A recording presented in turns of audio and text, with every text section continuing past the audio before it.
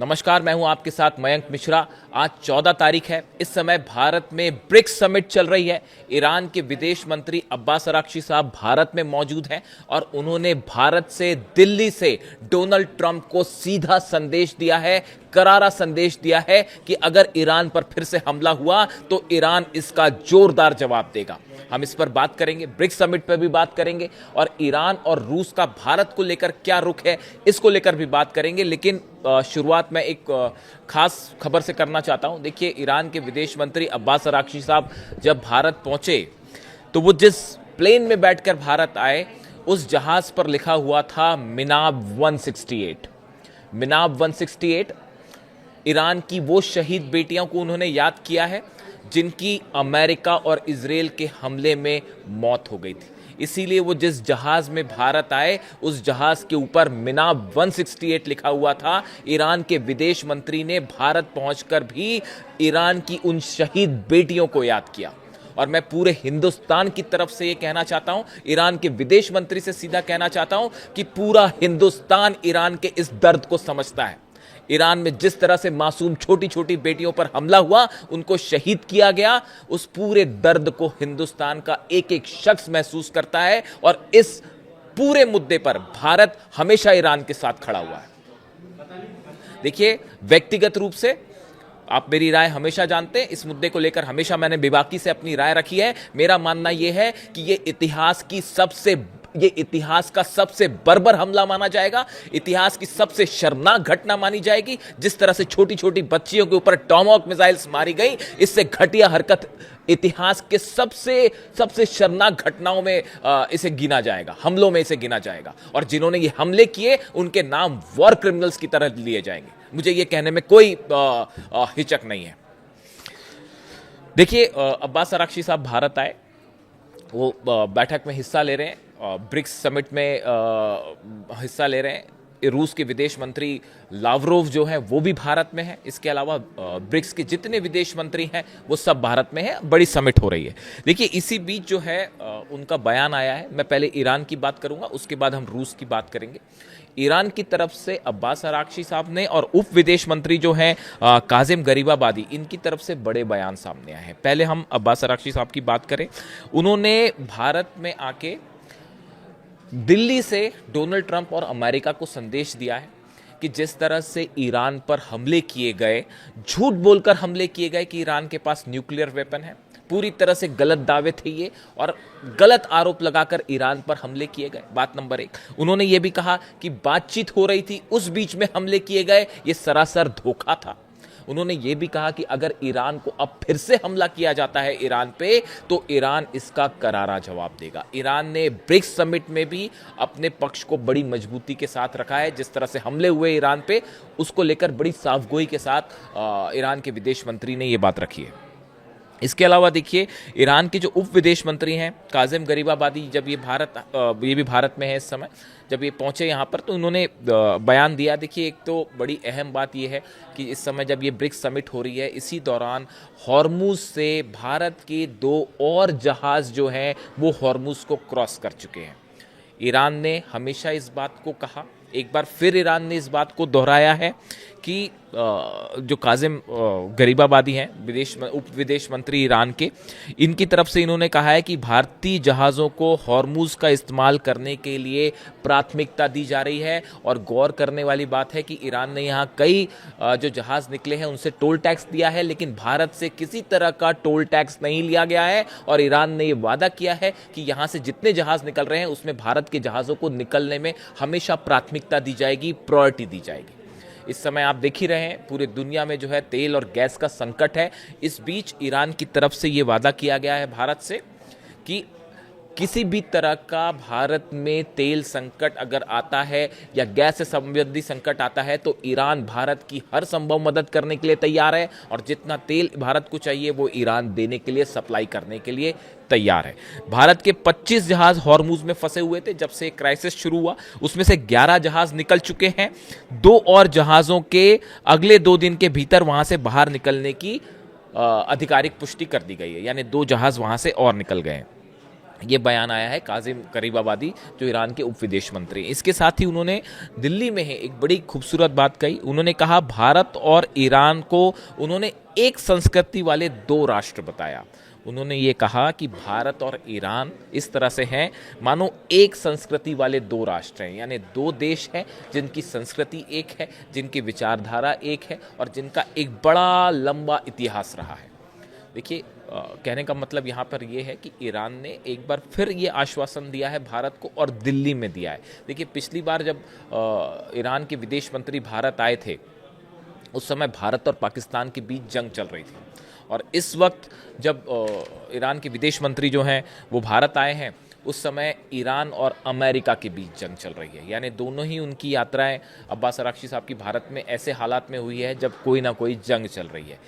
इन हालात में उनका भारत आना एक बड़ा स्टेप माना जा रहा है भारत और ईरान के रिलेशनशिप को लेकर, और ये भी माना जा रहा है कि कई अहम मुद्दों पर चर्चा होगी, न सिर्फ हॉर्मूज पे बल्कि चाबहार पोर्ट पर, कि कैसे भारत और ईरान के बीच चाबहार को लेकर जो है वो व्यापार आगे बढ़ाया जा सकता है और कैसे बिना किसी तीसरे देश के हस्तक्षेप के बिना इस व्यापार को आगे बढ़ाया जा सकता है। देखिए, इसी बीच अहम खबर यह भी है कि प्रधानमंत्री मोदी से ईरान के विदेश मंत्री अब्बास अरागची ने मुलाकात की है। देखिए, जितने विदेश मंत्री आए हैं ब्रिक्स समिट के तहत अलग अलग देशों के, उन सब के साथ पीएम मोदी की एक मुलाकात होती है, एक ग्रुप फोटो भी लिया गया। लेकिन ईरान के विदेश मंत्री, जो सूत्रों के हवाले से खबर है कि ईरान के विदेश मंत्री अब्बास अरागची साहब के साथ प्राइम मिनिस्टर नरेंद्र मोदी की एक अलग से मीटिंग की गई है और बताया जाता है कि इसमें हॉर्मुज समेत कई अहम मुद्दों पर चर्चा हुई, ऐसी सूत्रों के हवाले से खबर है। अब इसके बारे में डिटेल्स कुछ वक्त में सामने आएंगे कि पीएम मोदी से अब्बास अरागची साहब की क्या बात हुई है। अच्छा, ये एक और गौर करने वाली बात यह है कि ये अब्बास अरागची साहब ऐसे समय में भारत में हैं जब डोनाल्ड ट्रंप जो है जिनपिंग से मिल रहे हैं। वहाँ उनकी मुलाकातों का दौर जारी है और तमाम तरह की बातें हो रही है कि हॉर्मुज को लेकर एक बड़ी डील करने की कोशिश में है। डोनाल्ड ट्रंप किसी तरह से चीन को इस बात के लिए राजी कराना चाहते हैं कि वो ईरान पर दबाव डाले या ईरान से बातचीत करे और हॉर्मुज खुलवाए और यूरेनियम को लेकर डील करवाए। इस तरह की तमाम बातें जो है डोनाल्ड ट्रंप अपने काफ़ी सारे सीईओज को लेकर वहाँ मौजूद है और कई तरह की वहाँ पर डील्स की खबरें आ रही है, जिसमें थोड़ा सा इंतजार करना होगा। चीन का रुख भी देखना होगा कि डोनाल्ड ट्रंप से मुलाकात के बाद चीन हॉर्मुज को लेकर क्या कहता है, चीन की ईरान से क्या बात होती है। अब्बास अरागची जैसे ही 2 दिन के लिए भारत में है वो वापस जाएंगे, उसके बाद जो पहली चीज़ यही होने वाली है कि चाइना और ईरान के बीच बड़ी चर्चा होने वाली है कि डोनाल्ड ट्रंप की विजिट के बाद क्या रुख होता है ईरान का। यह तय करेगा कि हॉर्मुज का संकट अब जंग की तरफ जाएगा या किसी तरह की बातचीत की तरफ आगे बढ़ेगा, इस पर नजर रहेगी। लेकिन इसी बीच देखिए, रूस के जो विदेश मंत्री हैं लावरोव, ये भी भारत में हैं और इन्होंने 2-3 बड़े अहम बयान दिए हैं जो भारत के रेफरेंस में दिए हैं। उन्होंने कहा है, भारत रूस के रिश्तों पर बात करते हुए रूस के विदेश मंत्री लावरोव ने कहा, हिंदी रूसी भाई भाई सिर्फ कोई राजनीतिक नारा नहीं है बल्कि यह दोनों देशों की संस्कृति का हिस्सा बन चुका है। देखिए, अहम बयान आया है रूस के विदेश मंत्री की तरफ से, जिन्होंने कहा है कि देखिए, हिंदी रूसी भाई भाई जो नारा लगता है ये सिर्फ नारा नहीं है, ये दोनों देशों की संस्कृति का हिस्सा बन चुका है।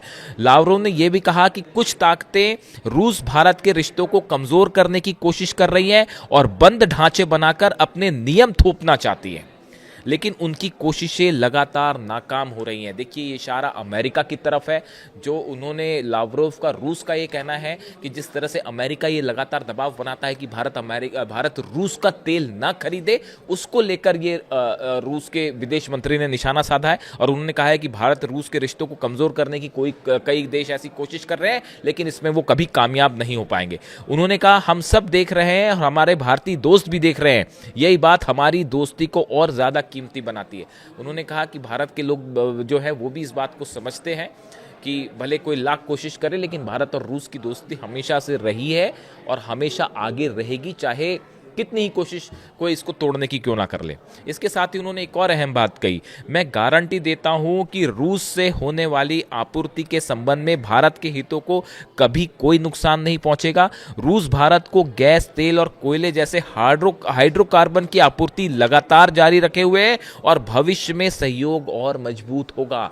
रूस की तरफ से भारत को यह आश्वासन दिया गया है कि कभी अगर जरूरत पड़ती है या हालात भारत में ज्यादा तेल की कमी होती है तो ऐसी सूरत में रूस भारत को तेल हो चाहे गैस हो या फिर हाइड्रोकार्बन है, इन सब चीज़ों की सप्लाई करने के लिए तैयार है।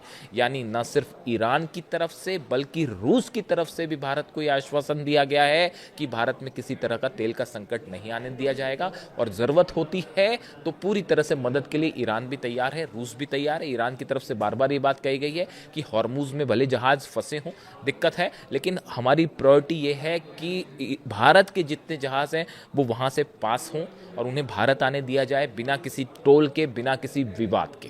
तो ये स्टैंड ईरान का है। ऐसे समय में ये ब्रिक्स समिट, देखिए दो बड़ी इस समय समिट्स चल रही हैं। एक चीन में जो डोनाल्ड ट्रंप मिल रहे हैं जिनपिंग से, उसमें भी कई चीज़ें हैं, उस पर हम अलग से बात करेंगे।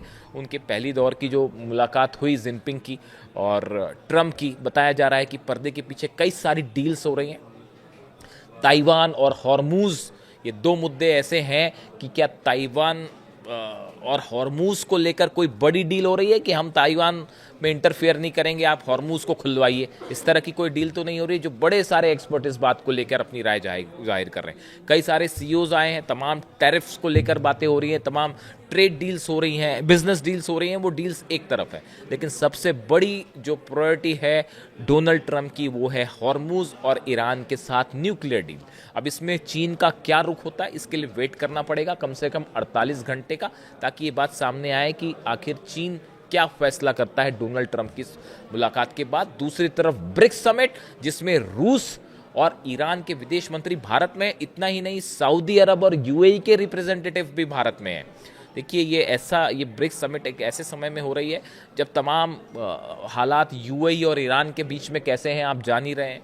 अभी नई खबर जो आई है कि सऊदी भी जो है उसके भी जेट्स शामिल थे ईरान पर हमले के। तो एक खासा तनाव का माहौल है पूरे मिडिल ईस्ट में, पूरे वेस्ट एशिया में।